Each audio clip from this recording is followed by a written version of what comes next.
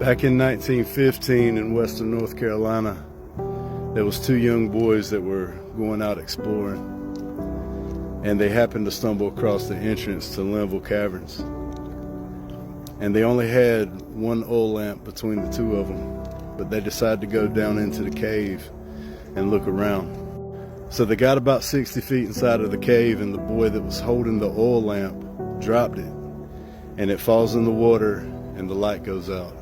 If you've ever been to Linville Caverns, they can take you on a guided tour. And when you get inside of the cave, they cut all the lights out, and what you'll experience is complete and utter darkness. Zero light gets inside of Linville Caverns. So the boys were lost, they didn't know what to do, but they did remember going against the current of the water to get inside of the cave. So what they ended up doing is getting on their hands and knees and following the current back out to the light. It took the boys 2 full days to crawl out of the cave. And when they got out, they had lost some of their vision from the lack of light. They had hypothermia. They had to get some of their fingers cut off. They were beat up, scratched up from the rocks, but they made it out alive from following the current.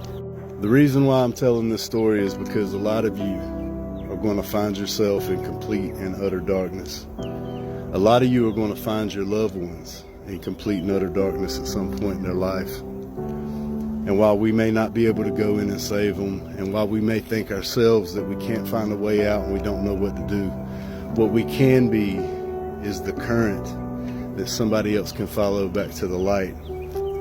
Take a look at the people that are clinging to Christ, that have the light, and follow them back to the light. Or if you're one of those people that have it, be the current for somebody else. Walk in a manner that other people can follow your current and it leads them back to the light. Always, in everything you do, make sure that it points back to God. Make sure that it shows somebody Jesus. Make sure that you are a picture and a revelation of what Christ is and what Christ can do. Always be the current.